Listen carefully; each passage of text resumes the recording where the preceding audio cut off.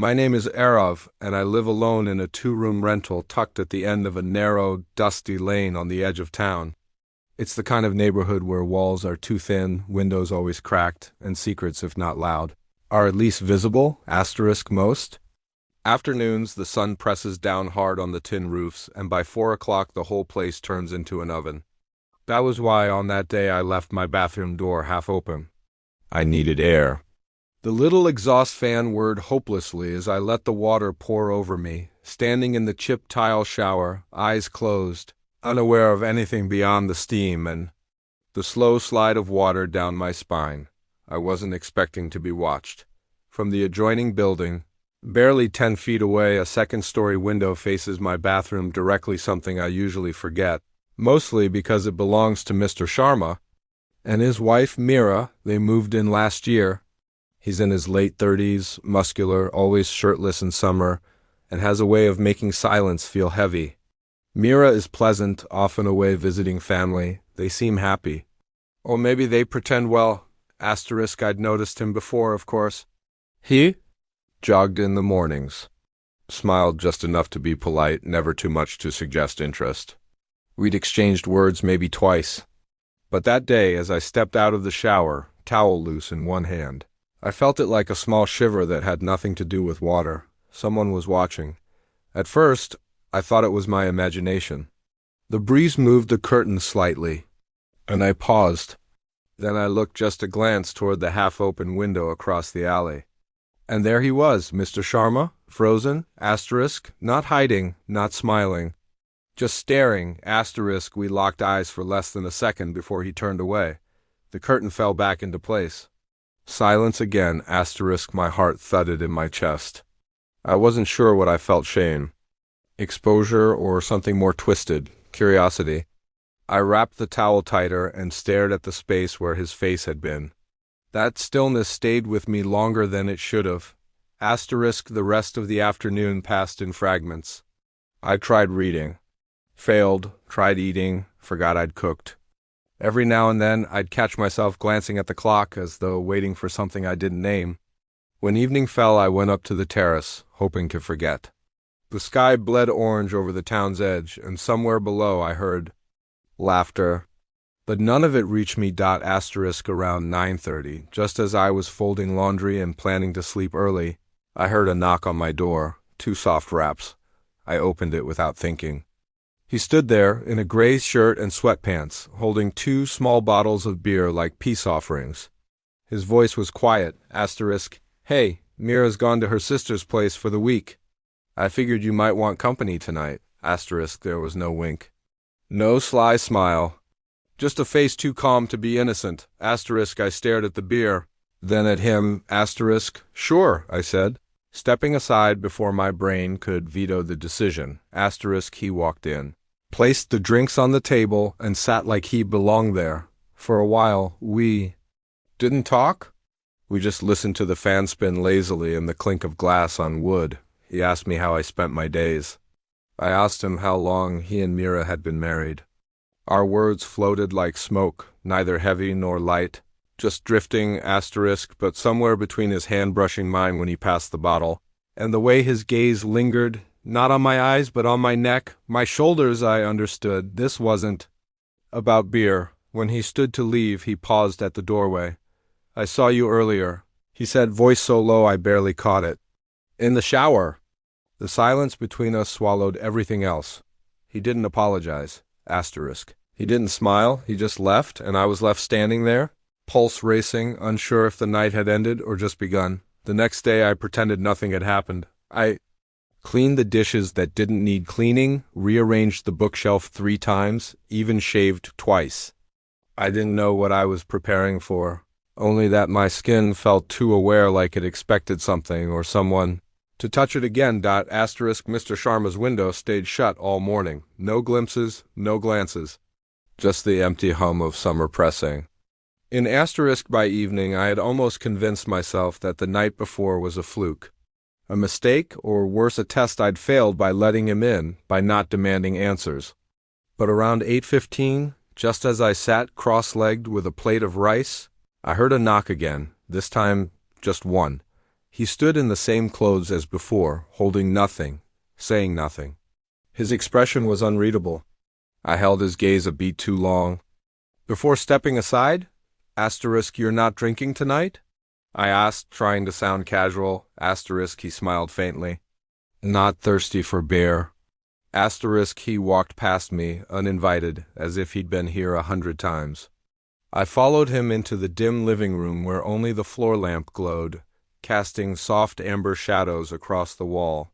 He sat. "I didn't about yesterday." I started, but he raised his hand slowly. "Don't ruin it with explanations," he said. "I already know it was wrong." I stood frozen, unsure what it even meant, him watching me. Him knocking, or what came after? "I shouldn't have looked," he continued, staring ahead. "But I did, and now I can't forget it." His voice wasn't seductive. It was tired. Like someone wrestling with a truth he'd hidden too long. "Mira doesn't know," he added quietly. That name pulled everything into sharp focus. She existed. She was real. And whatever hovered between us now, it had consequences. "So why are you here?" I asked. He looked up at me, eyes dark. "Unreadable. Because I can't stop thinking about how you looked when you thought no one was watching." The words hit me harder than they should have. It wasn't just desire.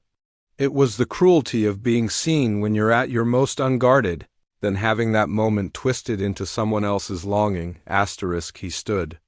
Walked toward me. Close enough that I could smell a trace of soap and something warmer beneath it. My breath caught, but I didn't move.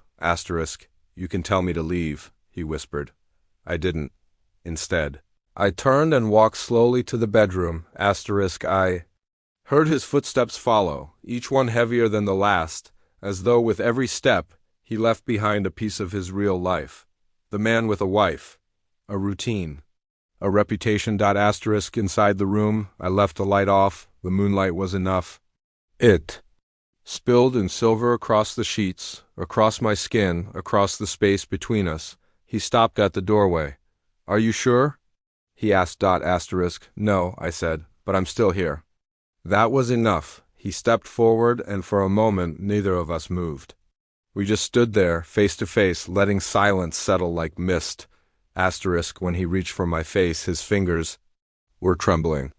He touched me like someone handling a fragile object, not from fear of breaking it, but from fear of being broken by it. Clothes came off with reverence, not urgency. Not a word was spoken. We kissed like people who had already betrayed someone, even ourselves. It wasn't just a stolen night. It felt like an unraveling. Years of pretending, of choosing safe roles, dissolved into a single moment of honesty. Afterward, we lay facing opposite directions. The fan creaked above us, blades slicing through the stillness. I thought he'd speak. I thought he'd stay. But then he said, "This never happened." Just like that, a sentence meant to erase me. He didn't wait for my response. He dressed in silence and left without looking back. And I was alone again, still naked, but colder than I'd ever been, with clothes on. The next morning, the bed still held the imprint of his body, but the man himself had vanished, as though he'd never been there at all. I sat at the edge, watching sunlight bleed in through the curtain folds. It should have felt like any other day. Birds chirped, the kettle hissed. But something inside me felt unsettled, like a painting knocked slightly askew. I hadn't slept, not really. I'd kept expecting the door to creak open again. It didn't. By noon I heard familiar sounds. Outside, his bike engine revving, the gate latch clicking. I peeked through my window, heart lurching. There he was, Mr. Sharma, wearing his collared shirt. Hair neatly combed, groceries in hand. Beside him, Mira. She had returned. He laughed at something she said. Lifted the bag from her shoulder. With practiced affection. They looked untouched. Perfect. Like a well-rehearsed play that didn't leave room for improvisation. I shut the curtain. Something inside me sank. I wasn't naive. I didn't expect him to throw everything away. But I hadn't expected erasure asterisk that evening. I passed him by the water tap near the gate. Our arms almost brushed. He didn't look at me. Didn't nod, nothing, as though I had been a passing dream he'd already forgotten. Or maybe something he was willing to forget. I opened my mouth, then closed it. What would I say? Asterisk, hey, remember the night you watched me, touched me, whispered to me? Asterisk, no, that story didn't exist. Not for him.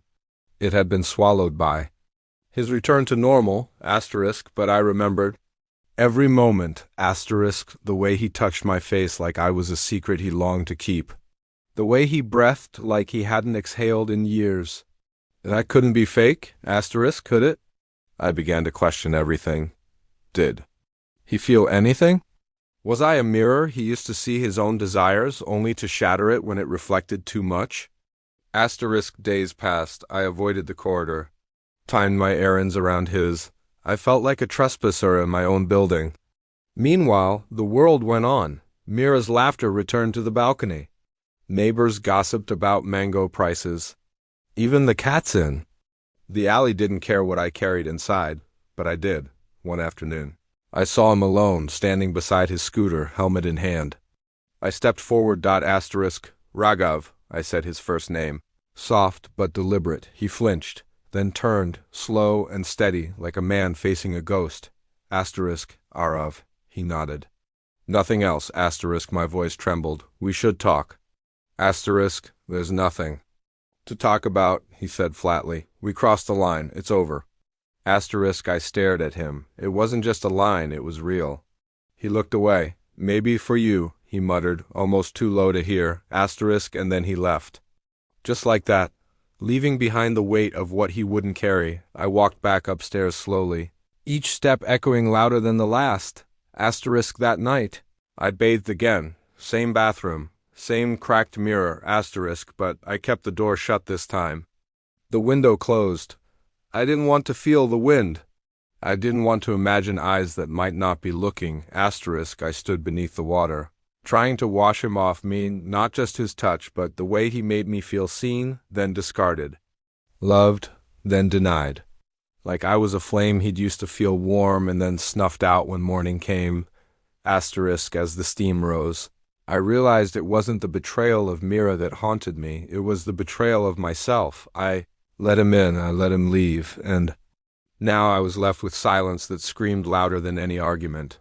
Asterisk, I sat on the edge of my bed that night. Towel wrapped tight, eyes fixed on the ceiling fan turning in slow. Lazy circles, there would be no knock tonight, just the memory of one, asterisk, and a truth I couldn't unsee. He went back to her, but I was the one left naked. Again, asterisk, end of section 3, 700 words. Asterisk, let me know if you'd like a title card script, video narration tone, or background music recommendations to match the faceless video style. Asterisk,